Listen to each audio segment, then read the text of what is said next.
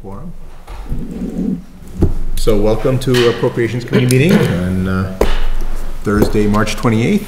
And on our agenda we have our public comment, if there's anyone from the public who wants to speak. Otherwise, we have the school committee here for discussion on the school budget.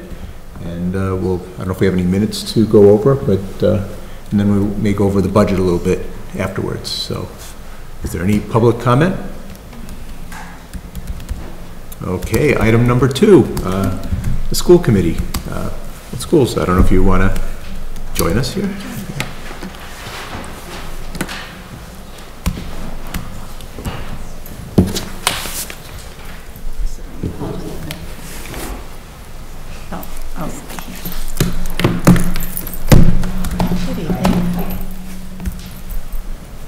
So do you have anything you wanted to present or before just go over the budget or?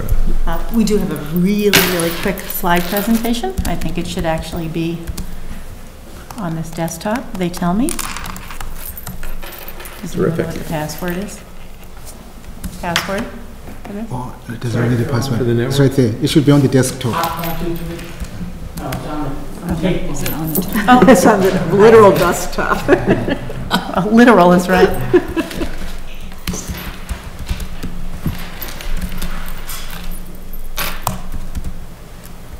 There we go.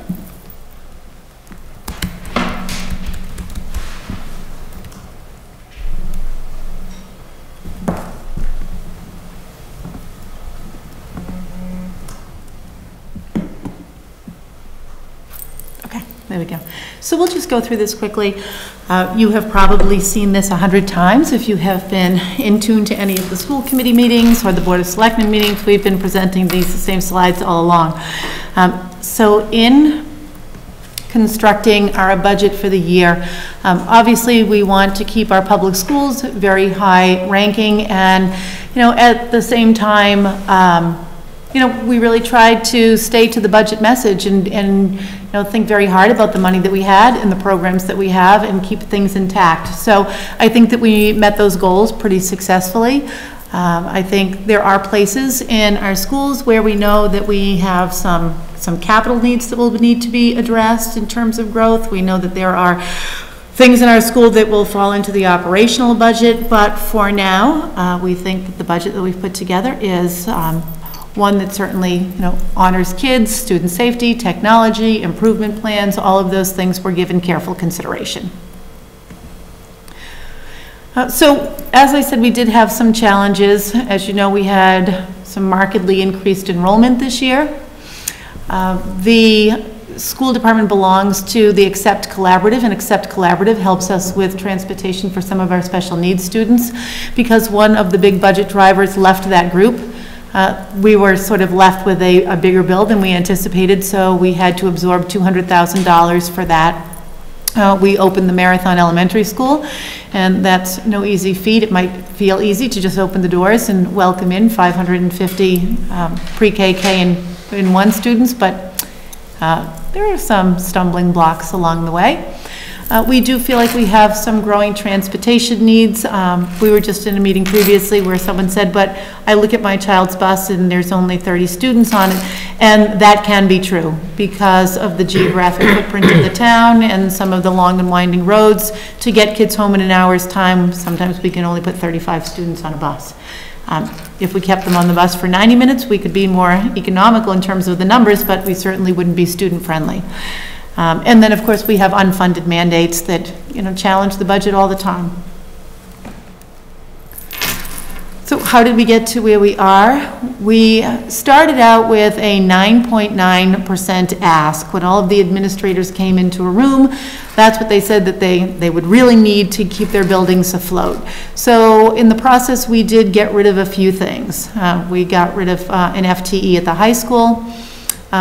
Someone requested a K-5 math coordinator, so at this point we're only putting that in at 0.5 for next year. We took away 0.5. We eliminated 1.0 FTE special educator. We eliminated a maintenance worker. We eliminated 2 technology positions. We eliminated a request for 0.02 benefits coordinator. We reduced our support staff requests to 2.8 from an ask of 6. There was obviously attrition that has come to us from retirements and resignations, and that's actually been helpful in the FY19 budget. We had to restructure some of our personnel. We made some small reductions to our expense budgets, and then we got Title III money for the first time because our L numbers are so high. So that was a nice little bit of money for our offset there. This shows you the growth that we had in student numbers from October 4th to December 20th. We've been using the slide because it sort of falls in with the budget season. And you can sort of see that we had, even a little bit of growth during that time, that, 16 new kids came into the district in that small period. I point that out because our anticipated growth with this budget is that we will have 103 new students, and that came to us from a NESDEC prediction. If we absorb those 103, it will be very easy to absorb them if they are evenly dispersed, so we get about 8 kids per the 13 grade levels. If we have 30 kids who land on our doorstep who all want to enroll in grade 6, we will certainly have an issue. Not maybe dissimilar from the one we had in the middle school last year. We were creating teams in November, and that was certainly disheartening to families. So this year, when we thought we were probably getting about 50 students, we ended up with 189 students. What I've done typically to illustrate the impact of that is to say that for about every 20 kids, I need 1.4 teachers. And that happens because we don't just need a second grade teacher, but we need a music teacher and an art teacher and an L teacher and a special educator and a learning specialist, or all of those different roles that sort of fall into additional services just beyond classroom teachers. So this year we had to add about 9.8 or 10 FTEs, and that's what we did. We've also tried to be fairly responsible in terms of building budgets by looking at developments in town that are slated for occupancy before June of 2019, and then again for June 2020. So you can see that if each one of those households had only one student in it, we would probably be anticipating about 132 kids coming into the district. I know that's probably very small for you to see on that screen. We have taken out 20 students because those new construction units are age restricted at Legacy. And I always just like to throw in a per pupil expenditure. These are the 2017 figures, and you can see that Hopkinton was spending $14,557.98 per student. And I guess when you look at us near districts that I think sometimes we like to compare ourselves to, I feel like we get an awful lot of academic, social, emotional, extracurricular bang for our buck here. I like to include some performance highlights just so that you can see where we are in our performance rankings in both ELA and math. MCAS, the green boxes are where Hopkinton came in the top 5%. The white boxes are where Hopkinton came in the top 10%, and the peach boxes are where Hopkinton came in the top 20%. So, when we look at things like grade 4 math, we're very close to being in the top 10%. When we look at grade 7 ELA, we recognize there that we had some literacy issues, and we've started to work to put people and programs in place to address those.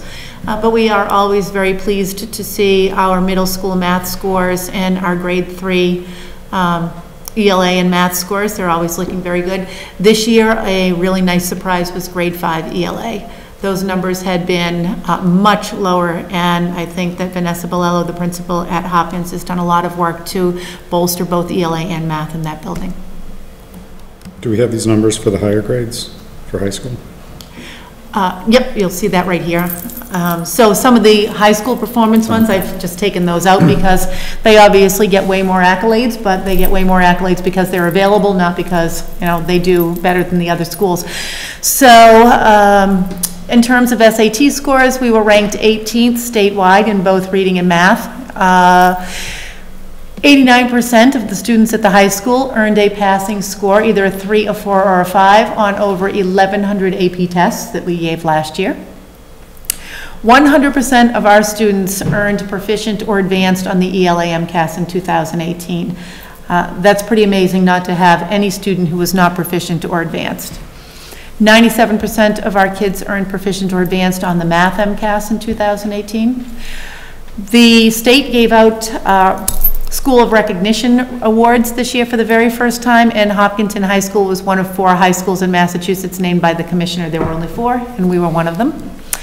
And in Boston Magazine, we're in the top 20% among the best high school districts, best public high schools in Massachusetts. So things to celebrate at the high school for sure. And I will let Susan talk a little bit about these budget slides. Thank you. So as you know, back in the fall, we were given a budget guidance of a 6.5% increase. So there was a lot of work that went in from September until even just recently. We made even further reductions and came in at a 6.63%. So this slide just basically gives you a very quick overview. Typically, as you know, a school district is a service industry, so it is always very high in terms of the payroll percentage. So our payroll is 80% of the entire budget. So a lot of times when we have to make adjustments to the budget, it does hit that payroll line.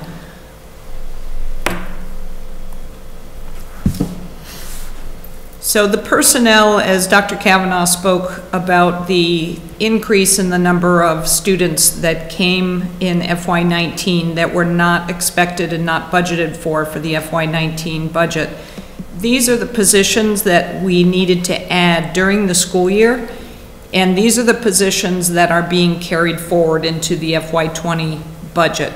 So as a for instance, some of the positions that we added during FY19 were instructional assistants at the kindergarten level because of the numbers that came in. However, for FY20, those instructional assistants were then cut and an additional teacher was put in place. So while we had to do what we needed to do during this fiscal year, then moving forward, we put in a more sustainable model, which really was a teacher in the first grade. So these are the positions that will be carried forward into the FY20, again, to address the student population that came in. The additional asks, and again, as Dr. Kavanaugh on the previous slide, we originally started at a 9% ask from the buildings to address the students that were in front of them. We reduced what those asks were, but these are the positions that we still felt going forward we needed to address the population of the kids. And as a for instance, those instructional assistants at the kindergarten level were eliminated, but a teacher was added, again, to address population. So knowing that we're still trying to work at that guidance, we looked at all the positions district-wide, and we reduced existing positions in order to get within that, that guidance. So you can see a literacy coach, a reduction of an assistant principal, a librarian, guidance secretary time was reduced from 12-month to 10-month. We reduced one English language learner looking to use that Title III money that we received, a special ed learning specialist, and a special ed coach. And this just gives you a side-by-side look at the personnel increases in 19 and then the personnel decreases, and compared also with the FY20 budget, and just gives you that total budget impact. Do you have a number, like a total number too? I could add them, but I just don't know if you had them off the top of your head. The FTEs? Yeah. I don't have that off the top. I apologize. I'll just do the math. Yeah, sorry. If I had my phone, I'd do it real quick, but. For the partial heads that are being added and eliminated, are we shifting the same folks to a new role? Is that how we're coming up with the partials? Or? Do you Like mean 0.3? where it says something like 0.5 Yes. learning specialist? So, for example, in FY19, we had a 0.5 learning specialist in one of our schools, and that was all. She worked half-time, and she decided that she no longer wanted to work at all. So she was, somebody who left our employ, and we took her caseload and redistributed it among the special educators who were already in that building. Okay. So if she had 5 people, someone might inherit 3, someone might inherit 1, someone might inherit 1, and that was it, right? So that's one example of sort of what happens. A 0.3 teacher for the visually impaired, for example, that's the amount of time we need that person to be working with the child. So that's why we keep that number as it is. We only put people in places as we need them. A 0.3 librarian, we had somebody who was working, 0.7 classroom teacher, 0.3 librarian, and so that's why you see a lot of pieces. Okay, and one other quick question. Which actual set of numbers so the NESDEC seemed a little low, and I know in one of the other slides you looked at the potential impact coming from the new growth. Which number did you build your budget on? We sort of really went with that 103 number, right? And NESDEC the year before had said to us we would probably have about 50 kids, and that's when we ended up with 189 of them, right? So this year we've been sort of building the aircraft in flight, so to speak. But sort of as we have looked at that 132 and then the 103, so we say we built it on 103 as long as we're putting in 8, but truth be told, we could probably put 10 in each one of those grade levels before we reach that sort of breaking point where we would need to add an educator. My greatest fear is that we will have, and we've said this last year, we had 64 kids came into kindergarten unaccounted for. And then we had an enormous number of kids in grade 6, and then another big number if you combined grade 8 and grade 9. And what that sort of tells us is that families are moving here for the whole K-12 experience, or the secondary experience, or just the high school experience, right? That's sort of where they have landed. It should not have come as a huge surprise to us, because we had families calling very frequently saying, my child just finished 5th grade in this community, and we really want him or her to start in grade 6 so that, they are with their peers all the way from 6 to 12. And, once they had established residency, we just kept registering them. And then all of a sudden we had a lot of kids. Thank you.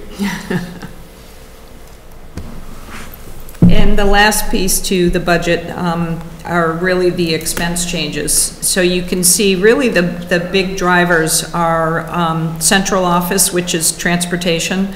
So that represents our transportation contract, and we did add 1 additional bus. And as we said earlier, what you're seeing in terms of capacity on a bus, you have that mix of the number of stops and the time constraint. So our buses and our bus routes are all running at capacity in terms of the number of kids and getting between the schools either within that hour or within the half hour, which is between the dismissal time of the middle school, high school to Hopkins. So in order to make all those work, we do need an additional bus for next year. Curriculum, that is really the textbooks. There's a new 8th grade civics curriculum area that has been added. The athletics and regular education, you can see, are very small numbers.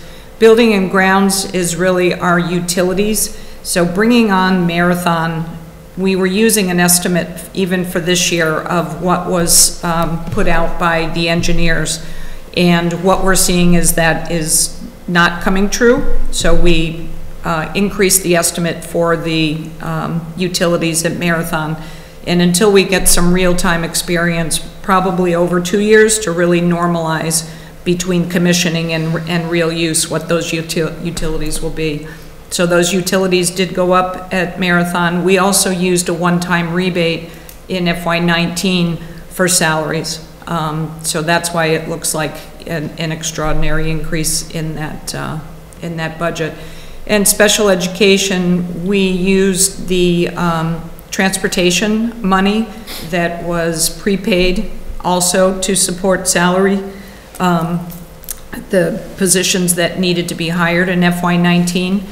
We also had an increase in the accept transportation assessment, as we spoke about earlier, and some of our tuitions. We had some students that moved in this year.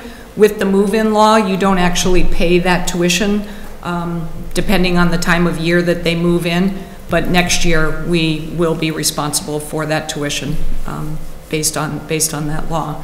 So the special education number looks high, but again, half of that number went to pay for the positions that we ended up hiring in FY19. I don't understand that piece. All the positions from FY19 or just those related to special ed? Any position that we had to hire. It was basically moved, transferred into the salary lines. Okay. So how does that increase the special ed number for the coming year? Because we had prepaid the transportation in FY18, we did not need to spend that money in FY19 on transportation. On special ed transportation? That's correct. Okay.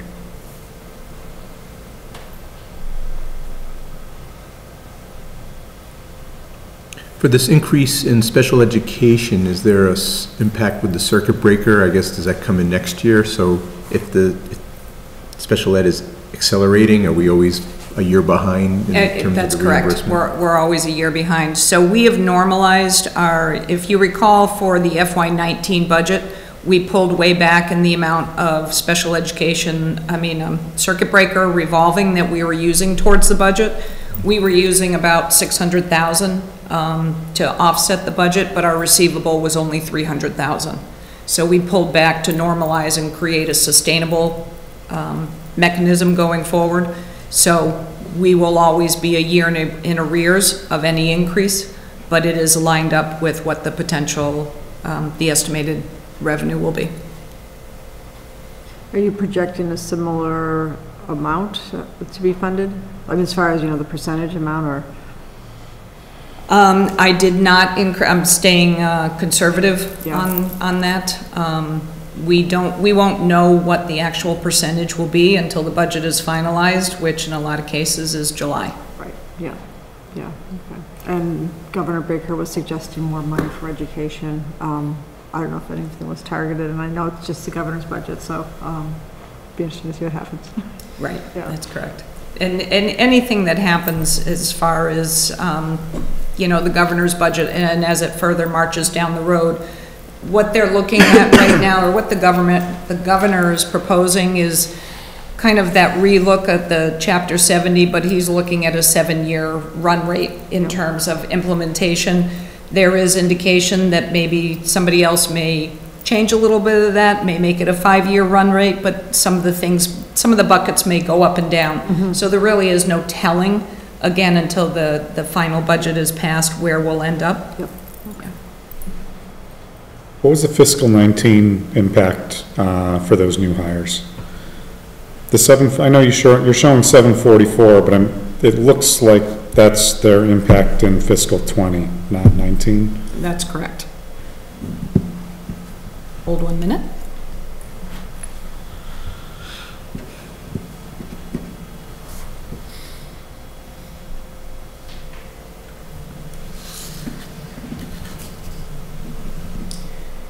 So the full fiscal impact for this year is $576,000.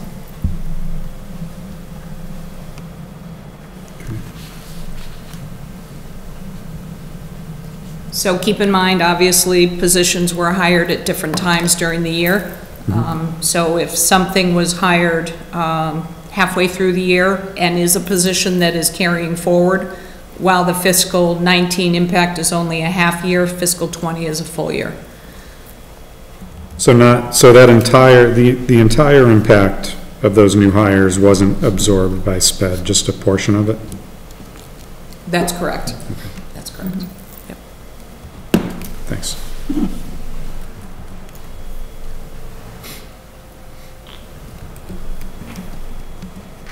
Questions? So the the impact or the increase is 6.63%. The target initially was 6.5%, but then the Board of Selectmen asked the overall budget get down to 2.5%. Is this number able to stick? I guess this is more for the town manager, Norman Kamalo. Are these the numbers that we can go to town meeting with at this point? If I may answer through a question, do these numbers reflect the latest iterations? Yes, They they do. Yeah. The answer is yes.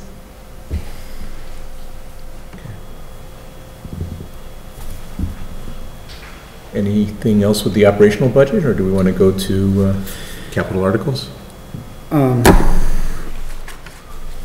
So the ability to get through fiscal 19 with all these new students without asking for any money was really predicated on being able to use sped money and kind of shift it over, and now instead of paying it this year, we pay it next year. That's correct. Okay. What was the full, just, I know it's all kind of ballpark, but total impact of the new students?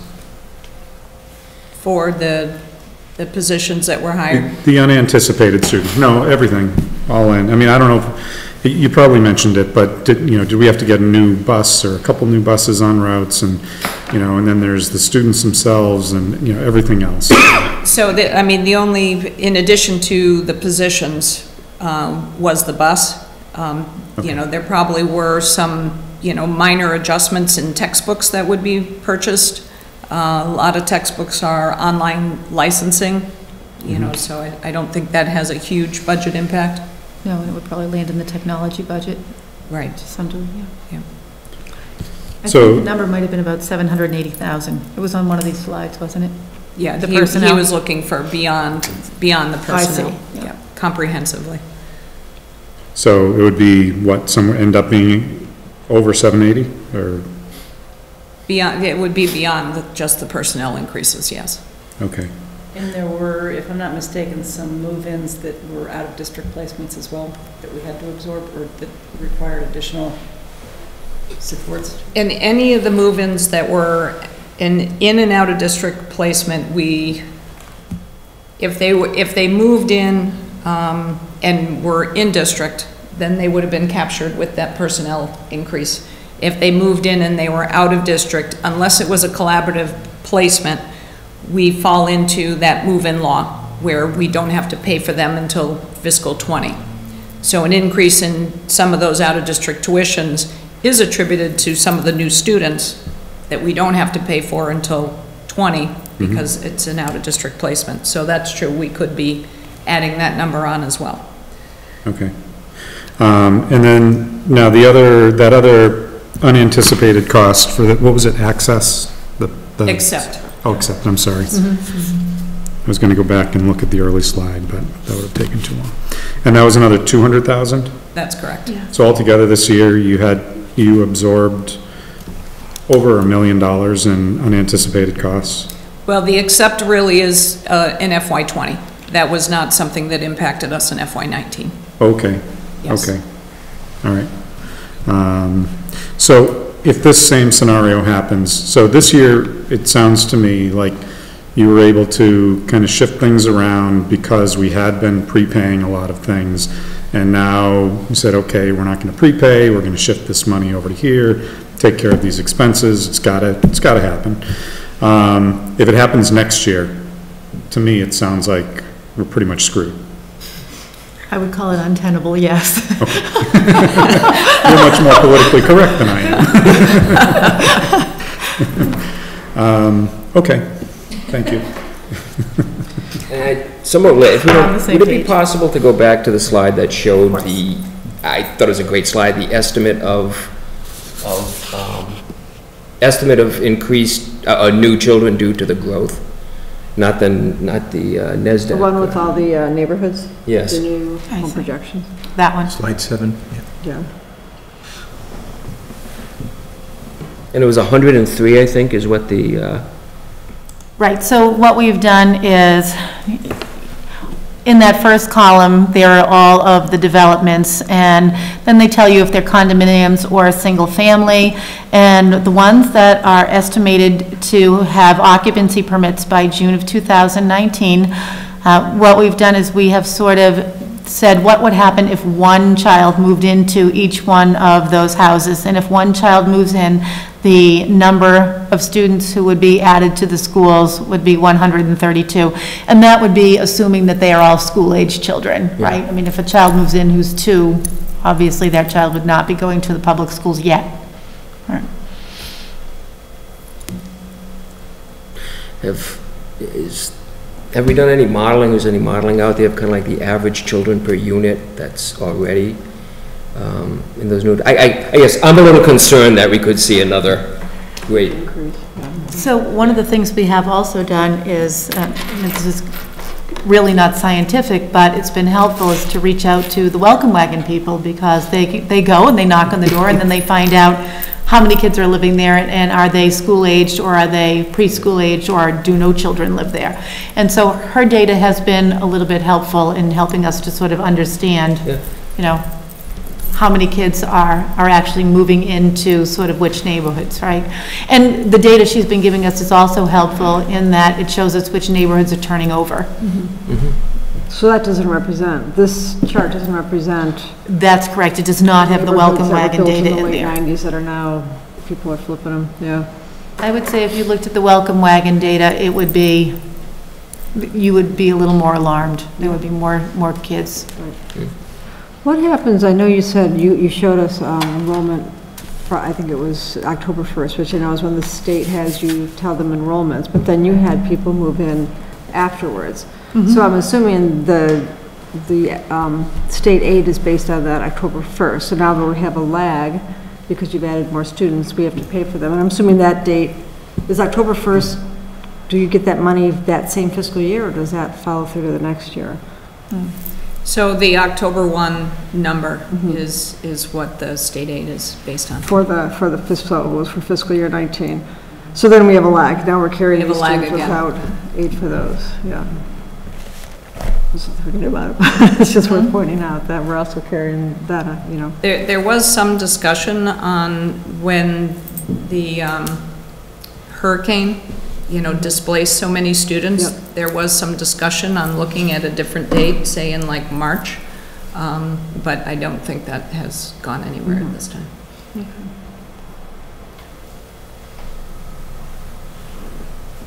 Any other questions on the operational budget? Yeah, 1 second.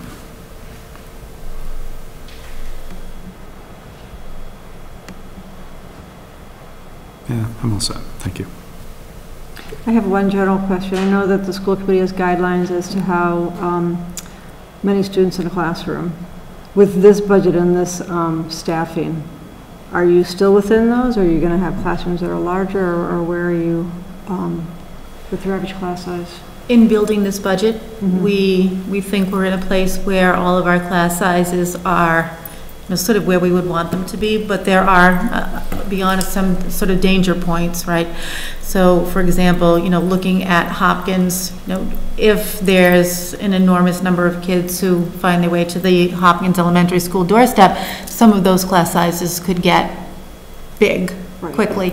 And then this year we had, you know, pockets of, so in advanced algebra class, for example, suddenly we had 5 of those with 30 kids in them. And obviously, at the high school level, it's easier to mitigate because at the mid-year point, all the kids will switch into a new schedule. So you can add a teacher there seamlessly, right? Right, okay. But that was very difficult to do in November in the middle school. So, but otherwise, you're trying to keep them within the guidelines pretty much. We are, and just because of sort of the unreliability, like we don't, you know, we may know we're getting 103 kids, but we don't know which grade levels, so it's very hard to predict where you're going to need teachers. Exactly. So, can I just clarify, because there's a number out here, it's around the personnel impact, and I'm sorry. It's on slide 16. I just have to wait for this thing to leave the bottom of the screen. So it's saying the impact is 424,000, but really if we're looking from what the approved budget was for fiscal year 19 through to fiscal year 20, the difference ends up being around 1.2 million, right? Because we've got the unanticipated people from fiscal 19 plus the new anticipated people from fiscal 20, and then minus some other, handful of positions. So it ends up being around a $1.2 million impact from last year to this year, or the coming year, okay. And that's anticipating that all of our numbers are right for next year, which, nothing against you guys, because nobody can predict them, but we haven't seen a lot of luck in that area. They never come in lower. Right, exactly. All right, thanks. So what was the increase, just because of contractual obligations? Yes, Is there a number? in addition. So if you just took the same, so that would say if you just didn't add any positions, that part of this increase is just contractual obligations. Is there a number in there? Oh, no, I didn't call that out specifically. I apologize. Because essentially that would give us the cost of, if there was no growth in the schools, in the population, and that would say this is how much was due to the increase. And that would should come out close to what Taz Astari is saying about the, the 1.2. It should be the difference, basically. Right, that's one thing I think people don't necessarily recognize as a result of this presentation, is that teachers will have COLA raises, step raises, lane changes, and, we obviously enter into bargaining with custodians, cafeteria workers, everyone, so there are all of those raises in there as well.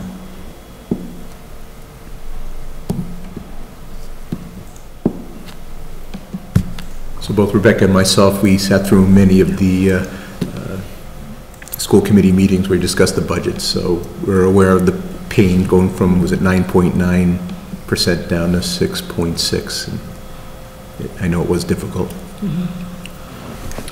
I will just say, for another $62,000, you could come in like rock stars and hit the 6.5. What's 62,000 out of a $48 million budget? A math teacher. Just saying. Oh, you got to put it that way, huh? Make it a person.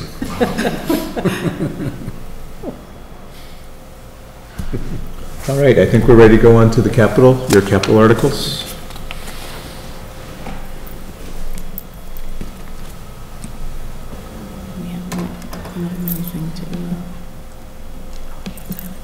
Was there a slide deck for that one? I was just going to ask, yeah. Or- sure. Yeah, is there something we can be looking at for that? So we have a page from the handout you received in the mail earlier in the week. That is the budget that has everybody's capital articles on it. That's what I'm looking at. So the last page. What's the name of the file? Or is it just in the handout? Do you have the name of the file? The name of the file is 325 Budget Package Update. Thank you. It's the last page in, yeah. Version 2. Thanks. Look, we're not doing this, thank you. Yes. Which project? Okay, we'll deal with it. They have that. Okay. Would you like a copy of this? Yes, we were just saying we don't know what you have in front of you, so. I'm sure you have a different format. So Right, thank you. that's got, I think, everything in there. And I will try to put that on the screen.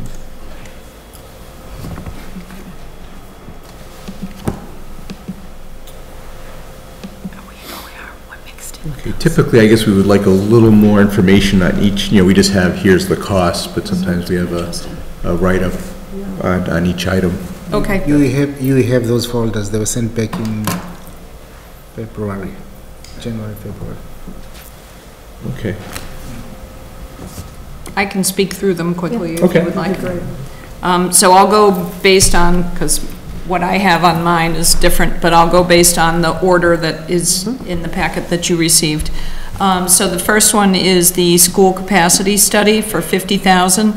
And basically what we're looking to do is look at all buildings, look at classrooms, number of classrooms, grade configurations, and then again, looking at growth and what can we do, where can be creative, where will we have the most immediate need for a portable classroom or some kind of build out. And then, as you know, we have the statement of interest in front of the MSBA for the Elmwood School. Again, we don't know where that will go, but this capacity study will give us a little bit of a look in terms of what can we do with our current facilities and what rooms or what would we need to do. The wetlands order of conditions, this is an outstanding order of conditions actually from when you built the fields at the high school back in 2000, I believe, or 1999. So we do have an engineer now that is putting together the replication that needs to be done to satisfy that. And this is an estimate. The 100,000 was an estimate that was given to us by an engineering company at the time. We've reduced that just to try to move along with town meeting. We don't have that solid number yet at this point in time, so we're hoping, because it was decreased from a 2-to-1 to a 1.5-to-1 on the replication, that hopefully we can come in at a better number. So is this 100,000 or 40,000? It's 40,000. Okay. We reduced it. We reduced the ask.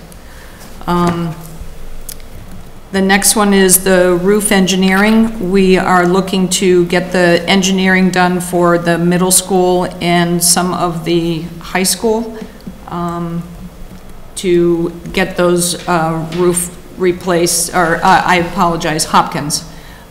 These are the roof sections that have not been done at this point in time. So middle school in Hopkins? Hopkins, okay, that's correct. The next is the data center replacement, and this is a shared article with the town.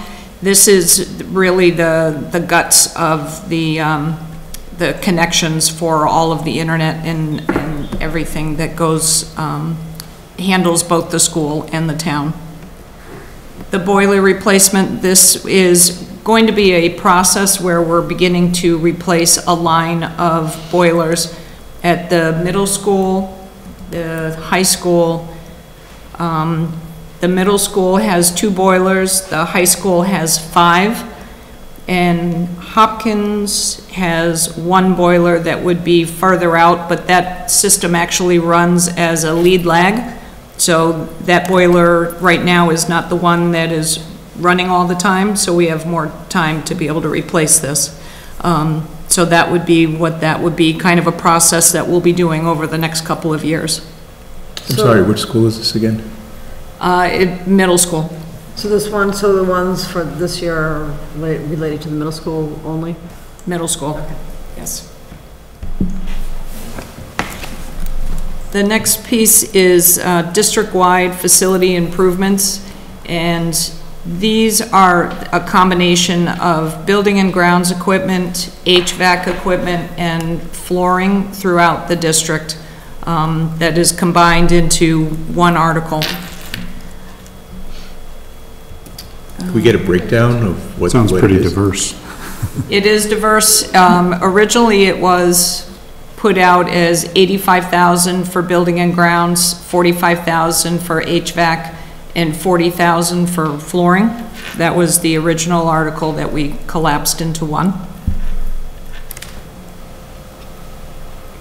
And all these are for middle school? I'm sorry? All these are for middle school? For throughout all the district, yeah, all the schools. What kind of things are included in the building and grounds component?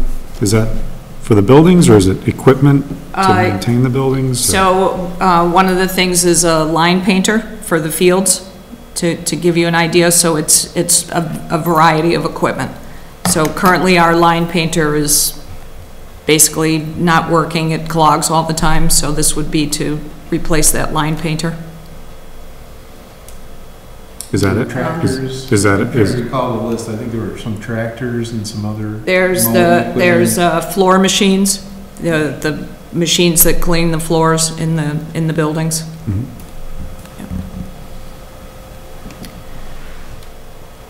The next one is kitchen equipment. So this will continue to start replacing, we have many pieces of equipment in the kitchens that are either not functioning or don't function well. We have ovens that don't hold temperature. We have steamers that don't work. And we have walk-ins where the compressors and condensers go down and don't hold temperature. So we replaced some this year, and this will continue that process moving forward. So is this for new equipment or to fix the stuff that's not New working? equipment to replace it. And the last piece is a special education van. Currently, we have one van right now that is shared between the life skills program in the high school and the 18 to 22 program to take them out to vocational opportunities. The number of students has grown to the point, and the placements in the vocational opportunities has grown to the point that we really need that additional vehicle so that the students can get to all their opportunities. Does that require an additional driver, or do one of the teachers serve as a driver? That's correct, yeah. So the teacher that accompanies the kids on these vocational outings, it has a 7D license and would drive the van.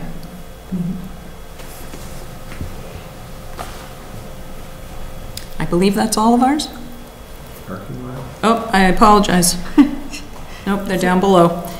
So down in the Capitol, the school bus parking lot, for an additional $300,000. You recall at the last year's town meeting, we asked for $400,000. In the time that we went through the various boards and actually put out to bid, the actual costs were coming in higher. Some of that had to do with the requirements, the stormwater requirements that we needed to do for that location. This is to bring the buses so that they are parked behind the school and we can take them out of the traffic that is in the front of the school. Have we looked at I know that we're also doing this to save some money, to get some excise tax and avoid the cost. Have we looked, given that we've now more than doubled the cost, if this is still a cost-effective approach, or? So it will bring in about $50,000 in excise taxes annually, and we were able to negotiate a decrease in our contract of $50,000. So that would be a $100,000 financial impact. Okay. Per year, yeah. And not a lot of maintenance too. And once it's built, it's built. Once it's built, it's built. That's correct. Yeah. And then security camera installations. This is to continue the build out of the security cameras that are campus-wide, both interior and exterior, and just continue to get at the blind spots to protect the campus in an answer to that safety and security audit that was done about 5 years ago. So these are separate from what we heard about the other day, Norman and Tim. These are cameras in addition to the ones that we discussed with Buildings and Grounds. Was it Josh or was it? Yeah, we did. Josh, who was it? Josh, Yeah. the police, Josh, yes. Library Yeah. cameras. So these are senior more. So center. we've got a lot of cameras going on. Okay. So is this in addition to what Josh asked, or? Yes. There's overlap, okay. I think as in past years, I think the last 2 or 3 years, the school has had a separate article regarding security, and we continue the same trend this year. So we have a request from the schools and a request from the town side. And that safety and security audit was townwide. It wasn't just the school. It addressed the town buildings as well. So it probably had a call for that in there as well. Is there any chance, either as a result of the growth we're experiencing or some other factor, that where we're putting the school bus parking lot, 5, 6 years down the road, we're going to be thinking, boy, we could be using that space for something else? Or we should be? Well, I'll let Dr. Kavanaugh speak to it, because we have looked at the building in terms of Yeah. Yeah, at this point, so one of the things that we have thought about, if you go to the high school tomorrow, you will see that in the faculty parking lot, there are not enough spaces to accommodate the number of teachers who park there. So you have teachers parking all along the perimeter in places that aren't really parking spots. One of my hopes would be that when you're able to park and stage the buses in the back, you could take that bus loop and turn that into additional parking. So maybe at some point we could have kids parking on one side, the parents picking up in the loop, and then teachers parking on another side, so that we could really isolate those two groups. Right now, what happens is when the parents are coming in to drop students off, we have kids who are just walking, kind of clean across that parking area. So if we were able to build walkways, maybe that would alleviate some of that student and traffic, in those areas that I think are sort of very dangerous. The other thing is we've looked at some of the lots that are behind the high school. So H lot, for example, is short now, and it's down by the turf field. And a concern with the turf field is you have people coming to use it, but there's not a whole lot of parking back there. If H lot could be extended, that might be able to take, say, all the juniors off the front of the campus and move all the juniors to the back Monday to Friday, and then use those parking areas for people using turf field in the weekend. But I do see in the future that we are going to have to do something about expanding parking at the high school. There's just not enough spaces to accommodate student drivers and faculty drivers at this point in time. But with this new bus parking lot though, is there any chance that we're gonna build this and 5 years from now, we're gonna say, that's been great, we saved $500,000, but we really need this land to, I don't know, expand the high school, or something like that. Or all of a sudden, whatever we do here is gonna be undone.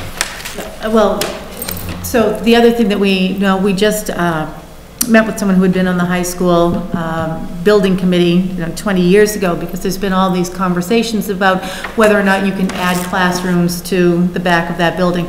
We did see in the drawing that there is a place where you can add 6 classrooms to the back of that building. Our guess at this point, and I almost regret saying the number out loud because I don't want people to think that there's any science or math or RFPs or anything that would have gone with that, but our guess might be about $750,000 per classroom, and those would be classrooms that wouldn't be MSBA reimbursed. But I think what would be very nice about having those buses staged back there, and I think we could accommodate up to about 33 on that parking lot, is that when kids are leaving the middle school and high school, they can walk down in between those two buildings and, come right out to that bus parking lot. So I think it feels now like it's a very good idea.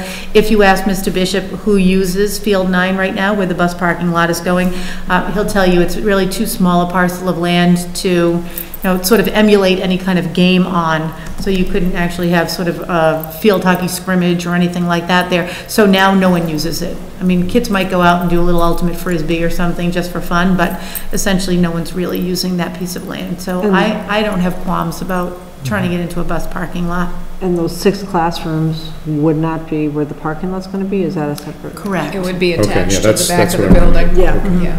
It would be 2 stacked on 3. Right, exactly. No, I know, because they added the 6 at the very end. But it wouldn't be in the Exactly. same Yes. footprint as the parking lot.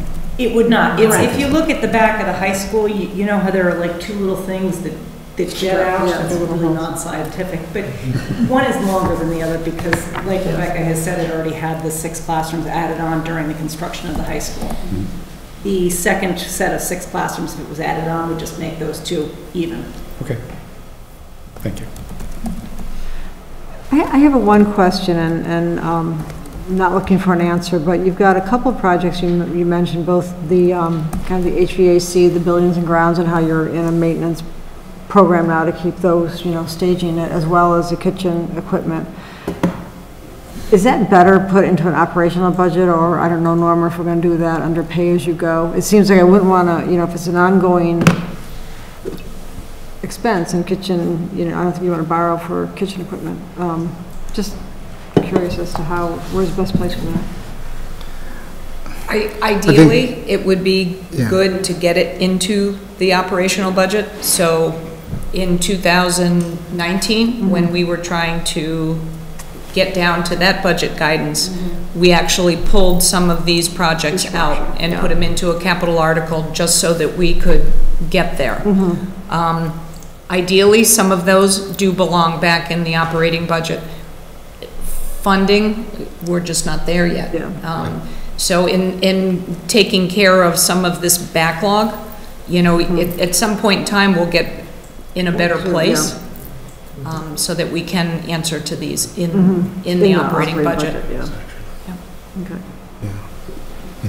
I was wondering, it seems like you had a lot of thoughtful analysis about the parking lot, but did you go through any architect or any design process to identify the most, I think, logical and convenient logistics-wise spot, A, and B, in the long run, with the growth that we are expecting, how does it kind of fit into the overall plan going forward? So we did. We actually just did a presentation to the school committee. A couple years ago, we started out really as a master plan and looking at campus-wide.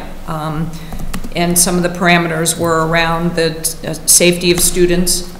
They're walking 2 parking lots that were way down at the bottom of the loop road, walking through bus traffic, parent traffic, but also looking at that full build-out. So we did have a traffic engineer look at all those things and give us different options.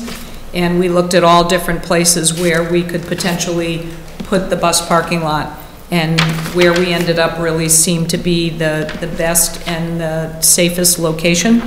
And even with the build out of the school, it maintained the emergency access roads, which were very important to both the police and the fire department, and did increase the, you know, the safety of students walking both to their cars, to their parent cars, walkers, bikers. It just really separated the traffic, which was a big goal. Okay, thank you. And another question related to the security camera. I think a couple of years ago there was a program that the school was preparing to comply with LISA, was it? The overall, I think, safety security program nationwide. So I was wondering, is this security camera related to that, or it's ad hoc found out based on the immediate recent assessment of some kind?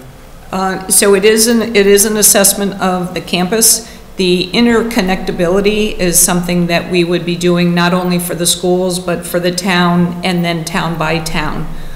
So that's unrelated to the cost for this. That's an interconnectability. I don't know if Mr. Kamalo can speak to that more, but that's not what this cost is for. Oh, okay. That is a different program. I see. Yes. And in related to that program, do you think you are at par with the nation's average, or we need to do more in the coming years, or even now? I think we're getting closer in terms of our build out of the cameras, and what you'll see going forward will be replacements, because we did start the implementation of some of these cameras years ago, and now it'll just be the maintenance going forward. Okay, good to know. Another question was related to the kitchen equipment and education van. I see the recommendation came about half of that. How did we came about kind of changing the numbers, and is this adequate? How do we know that? So we started out with the original ask for the vehicles. One of the vehicles was a multi-function bus for athletics, and one was a handicap van. The multi-function bus for athletics, we do not have small enough teams to be able to utilize that vehicle to make it cost effective to actually purchase that vehicle. So we had cut that already. So by the time we even went to the capital committee, I had already told them that we're cutting that ourselves. Then we reduced the handicap van to really just be a regular van. The handicap van that we have now will maintain and be able to utilize that. So if we have a student that's in a wheelchair, we'll use that van, and this van will give us that flexibility to just take additional students. Gotcha. Kitchen equipment we'll just continue to replace as we can and keep moving forward. you know, with the hopes that eventually, again, as we catch up on some of this equipment, then we would be able to maintain replacements within that kitchen account without having to come for capital. I understand. So you feel comfortable with these, you'll meet the immediate needs that you're anticipating? You know, again, we have a backlog, but this will continue to move us forward. Right. And in related to the backlog, if you say again project with the kind of gap that you have in terms of the quality of these equipments or the necessity for upgrades or maintenance and whatnot, and map it with the growth that you're projecting, do you know what the overall gap is and the picture for that gap, and say, okay, this is our gap, and over this many years we are going to capture or recover this, and this will be the impact on the ongoing operations budget? As Rebecca was mentioning, a lot of it actually needs to be part of the operations in many ways, right? Because this is an ongoing maintenance. So do we have that clear view of things, or it's more Band-Aid as we go? I know you are doing the best to manage it within the budget, but I want to kind of tie it with the larger picture as well. So the larger picture of growth, I think you're really going to be looking at a building project, because the Elmwood School, as a for instance, even replacing, you know, a lot of that HVAC within that building is very difficult to get up to the educational technology and what needs to be in a 21st century building for education. So I think that building, if you set that aside, the other buildings are in better shape. But there are some basic things that have to be done to Elmwood to maintain the safety and health of the students that are in the building at the current time. So, you know, we'll just continue. I don't have a number, you know, to be able to publicize that at this time.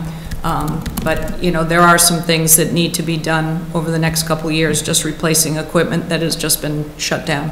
Sure, yeah, and this looks like the indication or indicators for that, right, in some ways. Now, the assessment that you are also looking at, is that going to cover all these kind of understanding and evaluating where things are, or what is the scope of that assessment? I'm sorry, which assessment? I'm sorry, The capacity study. Oh, the capacity study. Capacity study, sorry. So the capacity study is just that, it's just capacity, it's not looking at building condition. If we were to do both building condition and capacity, it would be twice that in terms of cost. Yeah. Okay. Okay. And just a reminder, I like to say this, when we were looking at building Buzz Now Marathon, it was going to be the 4th school. We weren't planning on retiree center because of overcrowding, and I think you've already exceeded the numbers that we were expecting when we were looking for the 4th school. So just people want to put it out there, get people used to that.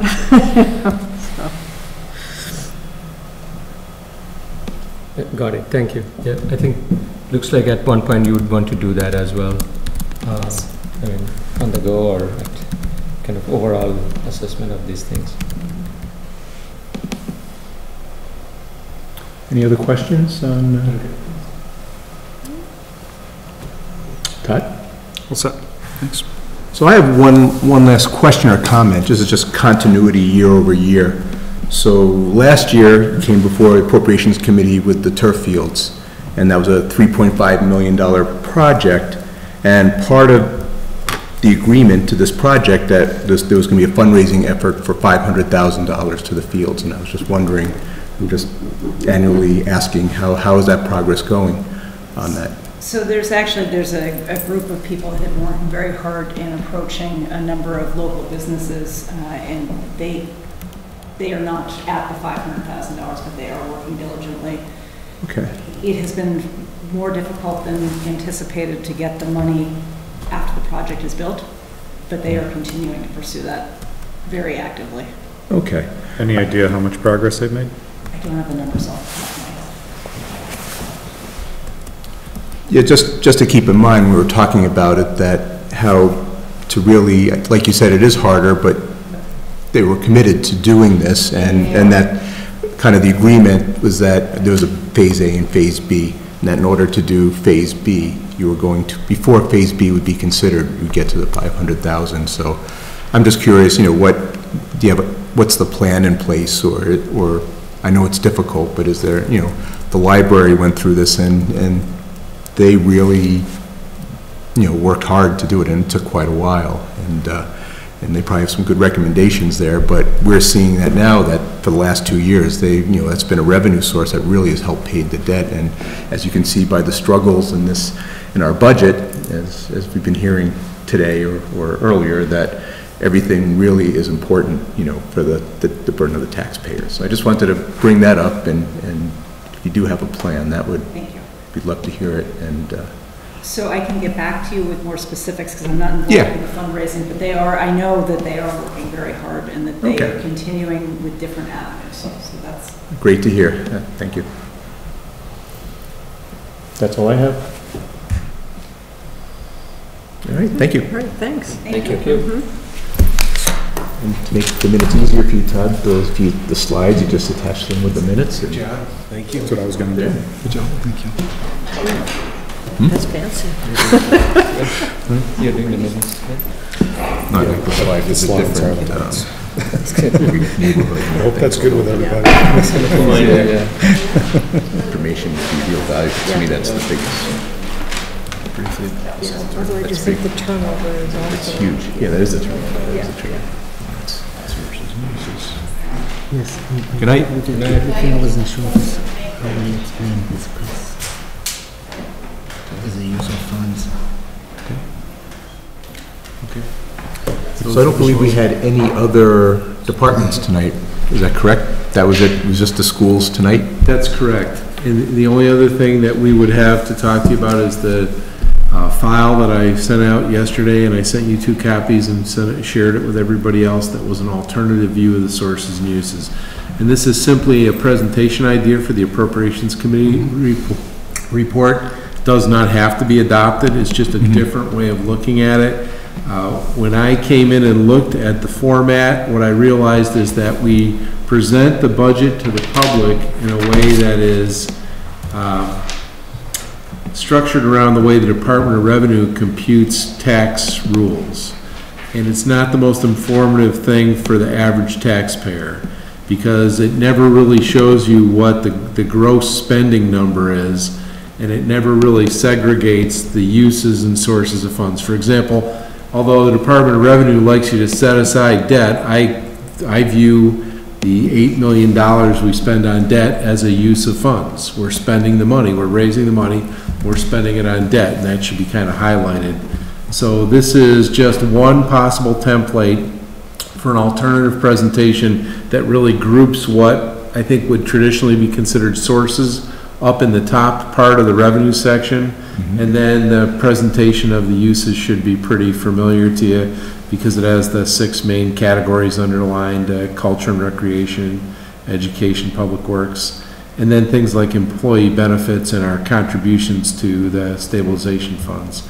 The only other thing I added was there is a lot of interest in how spending relates to the tax base.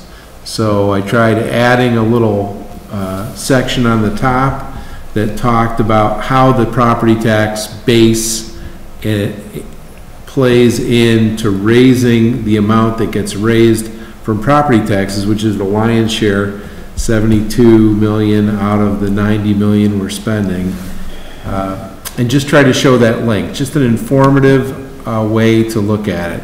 So it's not a form you would fill out for compliance purposes with the Department of Revenue, but it's a different way to look at how we present our sources and uses of funds. And there's a movement across the country to produce popular annual financial reports, PAFRs, that are aligned more like this than like the arcane structure of the DOR filing requirements. So, if you went to trying to explain your business to someone, you would probably never give them your tax form. You would give them statements that present the business more clearly. So this is just an idea about how we might present our sources of funds and uses of funds in a more direct way that shows the link to the tax base. And I'm wide open to suggestions, comments. We could do what we did last year. We could stay with the old format. This is just putting it out as one possible opportunity to do something a little differently. I'll tell you, I opened it, thinking that it had to be useless and the old form had to be better, but I like it. Thank you. Yeah. So it's just more what you would expect to see. Yeah. No, it's definitely, you can see the trail of where the numbers are coming from and, you know, how you're deriving everything. So Great. it's much more understandable. I agree. It's So if you like this approach, we might expand it out to do the multi-year view in this format. In the past, we've done the projections. Really, we're really going now. I don't see like stuff like new growth and stuff like that on this, which I think. So that's interesting information, and it's in the DOR revenue. Right. Because it's all geared to the tax levy caps. And in developing this, I would kind of say we need to present that data somewhere, but that's really kind of insider baseball. The fraction of people who track the new growth and unused levy and you know, the base impact, I think is a smaller subset of the public than the people who want to know how much you're spending and what you're spending it on. Yes and no. I mean, I agree that it's probably a smaller set, but I think they're very tuned into that. And the fact that we've had 2 underrides tells you that people are tracking the excess levy pretty closely. Right. Or not 2, we've had 1 and we're proposing another one. And I think to show the new growth too shows that even though people see, you know, legacy farms and all the development as a pain, it actually does bring in revenue It as does well. bring in So there is more than half of the revenue we're raising this year. So even, you know, just to kind of let people understand that, again, maybe not on this page, because I think it would, you know, make this page a little more complicated, but somewhere to include. That's a great comment. We'll go back and we'll look at this top section and see if there's a way to integrate that without losing it. And the trade-off you always have is how busy do you make the page and how much does that detract from the readability? But And then maybe it's a separate page that just has, you know. Has that recap. Yeah. Right, so we'll work on that. So for comparison's sake, which was the old page? The old page is on the printout. The first page, the First page of that, uses. Yeah, the first page of that file that we talked about earlier. so yeah, page 1 of your printout, and I can pass my copy around. Okay. It's just a little. Oh, is it just the does call out the new growth, the very front page. Yeah. Okay. And it does call out the new growth, but otherwise, Yeah. everything is kind of, you know, like, debt isn't really viewed as a cost, which is, it's a major cost. Yeah. And it's something we really will be focused on in the coming years, how the debt relates to the operating budget. Yeah. You do have the unused tax levy on this. Yes, and we had some discussion about whether that was half a loaf and whether it shouldn't be on there because it was half a loaf. So, And what do you mean by half a loaf? well, my colleague Dave, who I always listen very carefully to, suggested that if I was going to say that much about the unused tax levy, I needed to say a lot more and be very clear. So actually, I have a copy in front of me where I've taken off that little reference to the unused tax levy, because that's really about, and how I explained it to Dave, my thinking about it is, the whole thing about the tax levy is a question of whether your budget is compliant or not. And all that calculation just tells you that you're producing a compliant budget or not. And it's not central to the story. This is a compliant budget. Right. And it's under the ceiling. And so to have a big discussion about how it's compliant. Well, and it changes too after the budget's passed, because then you That's set right. the tax rate and then that actually. That's right. And then, of course, the tax, these are estimates of the valuation. Right. So that'll change too. But I was trying to show some representation that would show the scale, really. People seem very interested in the scale of the residential taxpayers as a proportionate to the burden. Yeah. And there seems to be a lot of interest in that, and it seems like we ought to take opportunities to highlight what that ratio looks like. Just by glancing at this section, you can see that we would have to have massive growth in the industrial sector to have any impact on the residential, right? because it's so disproportionately small. Yeah. Which is typical for a town like this. The towns don't have big industrial bases and don't have big commercial bases generally. It's the cities that have that base. Yeah. So this slide, It's your Westboro or Natick. That's on Route 9. That's what we were saying. Or maybe Foxborough, right, Yeah. with the stadium. Yeah. So it's not a universal, but. so this is in addition to the other slide or instead of? Because I think this is a good breakout of that slide, but I like this slide because I need the numbers and Okay. so. Well, they could be additional. I think it can be an additional because it's just another way of looking at it and that's beneficial, but You know- I like to know what changes year over year in various, you know. Absolutely, and you we show should have the percentages. year-over-year presentation too, either integrated with this or separately. I guess part of where I'm looking in the longer term is I'd really like us to produce a 4 or 5 page thing every year that's an abstract of the appropriations report. That would be a popular report, a very thin product.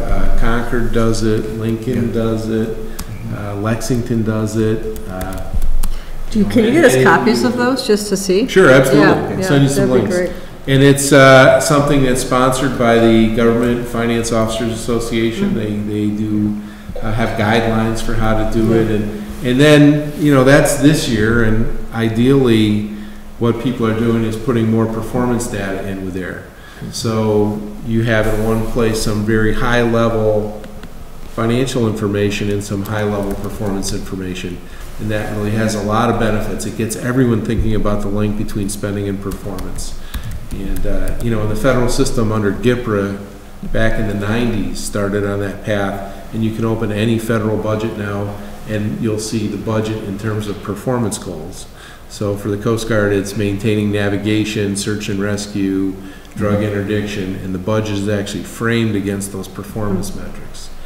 And so it's a trend, and we put out a lot of data, and we're really looking at it to see how much of it is usable information. Right. So when you go to town meeting, you get all different types of people. You have those who don't have an idea about how the budget works or what the numbers mean, and you have those who go count by count and nit and pick every little detail, and they want to know the details. So if you don't put the details in, we're hiding something. Yes, sir. And so that's why you just have to it's good to accommodate Multiple everyone, views. so it's like, you're just trying to So, baffle us. Add this and then Yeah. potentially. I worked for an admiral, and he said everything is like a cube, and you have to turn the facets, and you need to explain it on 5 different facets of the cube at least, if you want to get your point across. Well, and I think it'll be funny, the reaction this year, the parking lot cost, the additional 300,000 after 400,000 was approved last year. One of the big things that town meeting goes nuts over is, and they kind of oppose each other, is, you know, they want your number to be accurate when you come and ask the first time. Right. But the other thing is, they don't want to pay money for a study or a consultant. Right, right. So, you know, so they want you to come with an accurate number, but, you know, I'm not really sure how you get that without paying some kind of money for, you know, someone to do that study and bring a professional in. So it'll be interesting this year when that goes in. I think people do it by radically overestimating and then claiming victory. I don't know if there's another way to do it successfully. Well, the history of this one, I think the first year was $180,000 to build the parking lot, and that was a no-brainer because it was going to save $100,000 a year. And Right. they're like, and I think the first year was like, let's approve the money before we even get any estimates, because that's how good it is. And Right. and every year it kept going up and up, and So now we're at a 7-year ROI. that's right. I believe it's 7 years, Exactly, but yeah. it's Went from still 2 to 7. beneficial, but Yeah. not as good as it was. Which is why you had 4 good years ago. questions about. Well, yeah, you know, I want to know, are we going to grow so much that we're going to have to put another building there? You know, I know it's not big enough for a standalone building, but, you know, are we going to regret this 5 years from now? So Tim, I think one of the most impactful slides, at least I saw in the past few years, was this one slide, probably 7 years ago, 5, where it listed all of the proposed building projects and the impact. And I just, there's a lot of buzz in town about it. What do you see as sort of this type of, you mentioned a future projection, I guess, what do you see this type of schedule going forward? So last year's appropriations report showed some past years and some future years. and just had more columns to the right. But I don't think those projections are made with great appreciation for the capital spending. I think they're probably made pretty rough estimates of capital spending. And I think that's probably what we can do this year with a brand-new team. We're really talking about our view of the whole debt life cycle, which goes now out to 2047, and we can see how that debt tails off, and that cone above the debt that we're paying off is your opportunity to either recapitalize or to lower spending by lowering that top line, or maybe you want to raise spending and recapitalize more. But that's really the view we need, is that Exactly. now to 2047 view that looks at what's going off the books, and then you start to plug in, this is where the next new school goes in, this is where the major infrastructure project goes in, or this is where, you know, we absorb inflationary costs out of that money and just don't do more capital spending. But that capital spending is the heart of the long-term view, and we really have to, our big opportunity is to do a better job at that than anybody else does. Exactly. That's what can set us apart. So. And for that team, we need that view of what are the big item things we need to do in the next 5, Exactly. 2024. School, as we Right. heard, yeah. Exactly. And how it fits into that. And then you have to fit them into the one construct. And, you know, I think it seems that now, what I've seen so far is that several departments do their own planning, and some of it's quite good, but it's all different, and none of it's integrated. And it doesn't really take that long horizon that it could. So that's something we really want to work on in the next year. Well, what happened to the plan that was put together, Norm? The capital asset management plan. I know it's been a while now. 2012, I have it on my desk. Yeah, 2012. I think it was 2012. Yeah, so 7 years ago, that's, yeah, it needs to be updated, one, and then number two, we need to tie that whole process to the CIEC process as well, because we have two separate, we have two separate processes. yeah. And then we have department heads acting maybe outside that process. Yeah. And we have boards acting outside that process. So really it's really a great opportunity for us to take a longer view and do better planning and understand where our windows of opportunity are. And then, of course, there's going to be business cycles in that, right? So we have these projections that are all very linear, and they don't reflect the business cycle. So we need to have agility as we move forward in implementing the plan, too. It was definitely very helpful in the past that the town wants to know what a plan, every year we just said, oh, we want to do this, here's something for Elmwood School coming up, and they were, how is this in the plan? We just keep on coming, we have to have it now, we're overcrowded, and the town really wants a plan, and the camp really helped with that. So it just needs to be, I think it went out like 10 years, but Right. I think it just needs to be updated, as what we were saying. So we're going to look at it very carefully. Yeah. Yeah.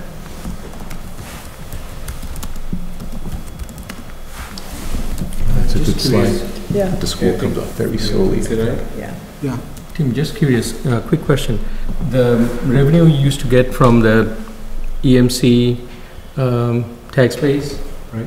has that changed over the last couple of years? The EMC tax revenue. Not much. Not much. Buildings are still, Buildings are still there, Yeah. so yeah, I would expect I that. think the water, you know, it's more impactful on the sewer system. yeah, water and sewer. Because they've started energy conserving measures that have dramatically reduced their use of water. So the biggest impact there has been on the sewer program, which everybody's for water conservation unless you're running the sewer system.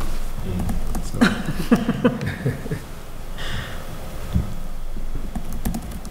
So we have next Wednesday night, and we have DPW and CPC. DPW and CPC. I was just, you know, as we were going over the schools, I just have a question on the capital spending that I noticed. You know, we have a bunch of it that is, you know, on the last page is capital pay as you go, but then we have the section on capital borrowing. and I was a little, because when you saw the security camera installation for the schools at $200,000, that's a borrowing. But I believe we've kind of been having security upgrades for the last 6 years for the schools, so it kind of, the idea of borrowing 200,000, where every year we kind of are putting in another, it is a, you know, just every year we're putting in 200,000. It's one thing to be able to pay as you go, but to have that one in debt, especially if it's 5 years, because for the last 5 years, we've been doing $200,000 a year to improve security in the schools. And it just seems like that's, what's the point? Of borrowing, you know, if it's a recurring, if it's occurring, because Rebecca was talking about, you know, you should put recurring items in the operational budget, but here, something we're, recurring items we're borrowing on. And it's, even if it was a swap out with something where we have pay as you go, to me, in my mind, I would say that's a better, you know, pay for these recurring things as you go, rather than, again, the original budget submission had that under pay as you go. However, in the process of this, Todd, we had to move some of these items to borrowing. To get the 6.3. Yeah. Yes. 663. To keep the tax impact. Yeah. But essentially that means this is a little bit of deficit in the budget, right? It seems like You're actually borrowing to run the operations. and probably spending more than Manage the maintenance in some ways. So I think though the security cameras are slightly different, because this is not going to be an ongoing expense for the next 10 years. I think this is the final phase in the implementation of this project. However, your point though is well taken, that when we do this, at times then we are simply shifting the burden. our funding, the burden, and creating a deficit indirectly. So who takes a look and sees if that makes sense? I mean, if we're gonna borrow and in the long term it's gonna cost us more, then should somebody be suggesting that maybe we need to increase the operational budget to save money down the long term?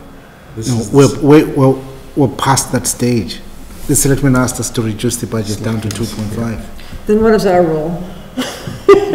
I mean. Well, it's an important point that it's gonna, we do have some input on whether, you know, you have this they want to do you want to do an underride next year, and we're very aware of all the things that are getting pushed off, even though I brought up about the library funding 400,000, even though that's for a debt exclusion, but it still impacts the overall, you know, if it's not going to be the Prop 2.5 part of the budget, the overall impact, unless you have enough new growth to exceed that, it's going to be more and more difficult for the taxpayer down the road by doing that. But yeah, we've been doing, you know, some things borrowing, some are pay as you go. And over the last 10 years, I believe we've tried to do more pay as you go, because our free cash has been greater, which is a good thing. It usually gives us that flexibility we can put something off if we don't have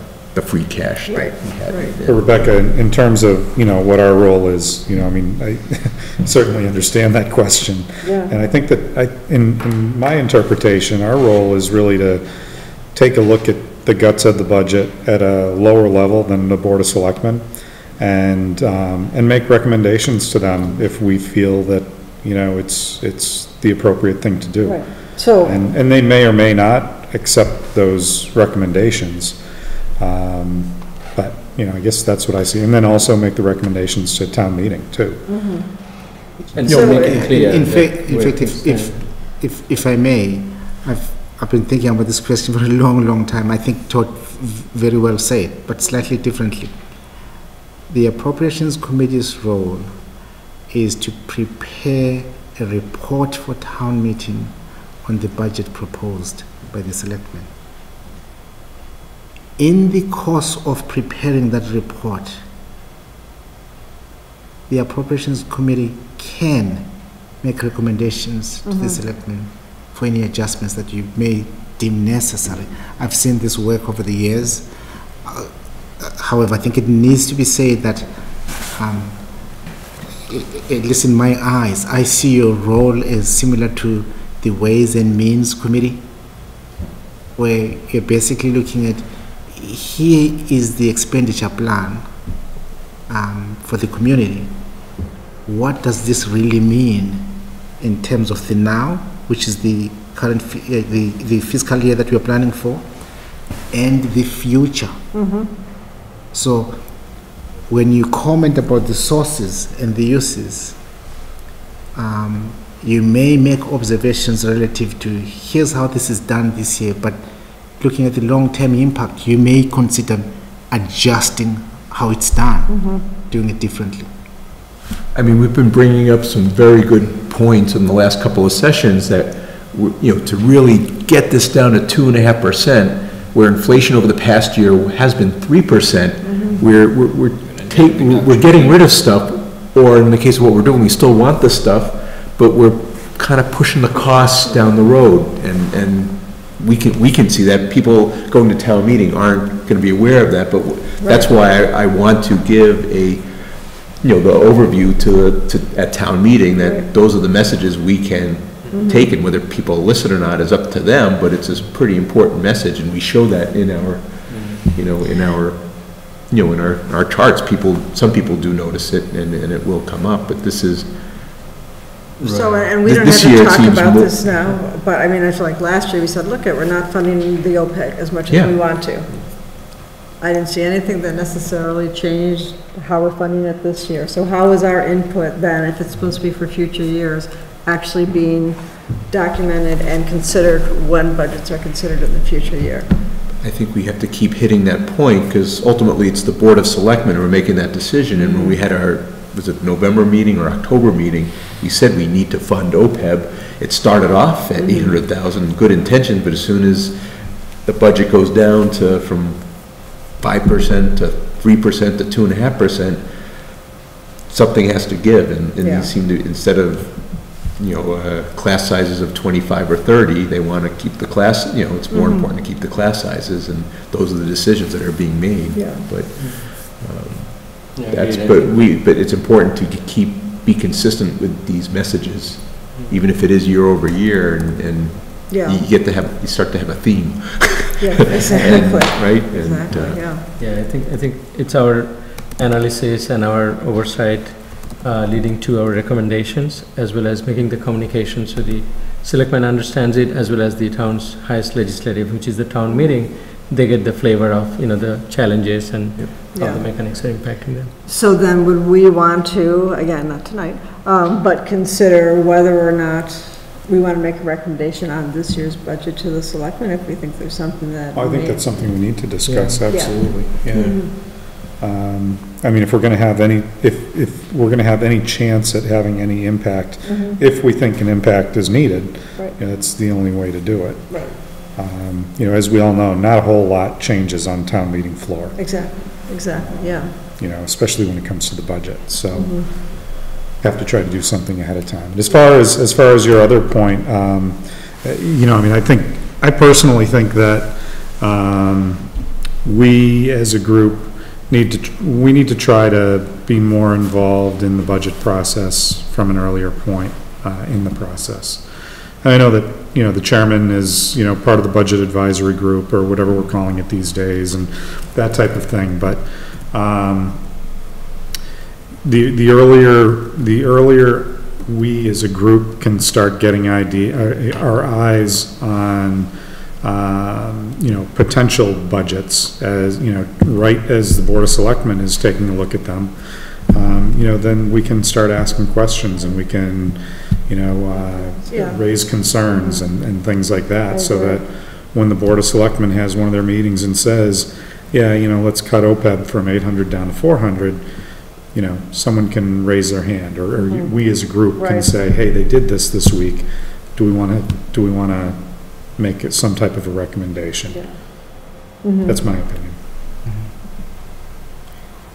And I know that, you know, what our job is to take the budget that the Board of Selectmen is approving and trying to move forward and evaluate that. But if there's going to be any type of an impact, or, you know, even potentially, I think it needs to be raised at an earlier point. I wanted to thank the chair for, asking the question on the $500,000 on the turf fields. As far as I could tell, last year, they were supposed to pretty much be free fields, right? So that component, paying off that debt service, does that fall on the school's budget or in the town's side of the budget? Town budget. Town Budget. Town side, yeah. Okay. And how much is that costing us annually right now? Roughly.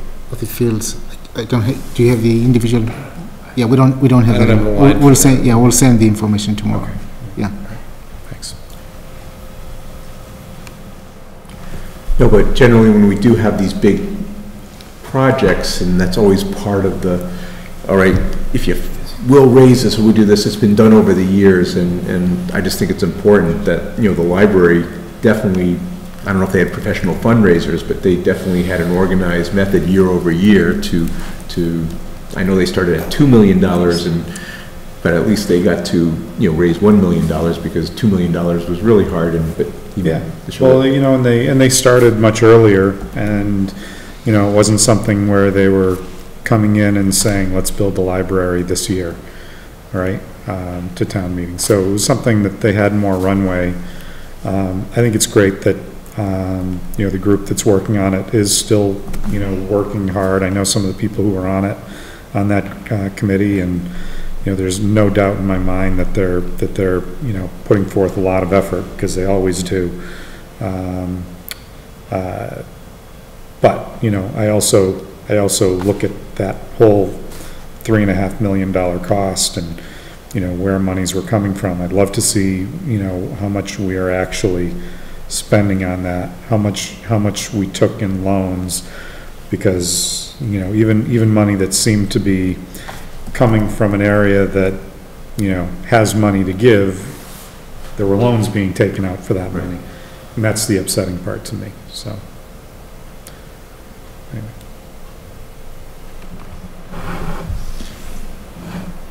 All right, is there anything else we wanted to discuss tonight? No, sir. Yep. We have minutes. Okay, Wayne sent us some minutes at 6 Dave, I o'clock. apologize, I left your name off them. You all now have a copy with Dave. We have a great crew here who share everything, so thank you. So. I emailed it to everybody about 3 minutes ago. It's the same document with one name. So it was sent at 6 o'clock, if you send it again? Yeah, a few minutes ago. It didn't, the narrative didn't change. I just added, Okay. a name. All right, so it'll still be the same minutes we're approving. Well, Yes. Do I hear a motion for the minutes for March 21st? I don't yet. What was that? Are we ready to review them if they just came out at 6 o'clock and two of us were actually in a meeting, or should we delay this till the next meeting? Well, we have a meeting on Tuesday, we can. Yeah, I would suggest we do that, so we actually have Okay. time to review them. I'm sure they're fine, but just in the spirit of actually voting for Can we vote on tonight's minutes then? I'll just email them to you now. Just here's the slide deck, Or we right? could pause for 5 minutes. Okay. All right, I think then we're probably ready to adjourn. Okay. Motion to adjourn. Second it? Second. All right. Very good, thank you. Thank you. Thank you.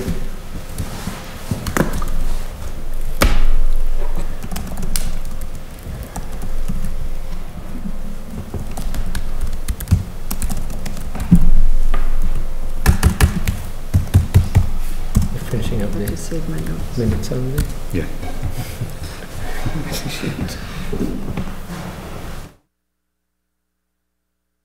Thank you. Thank you. Thank you.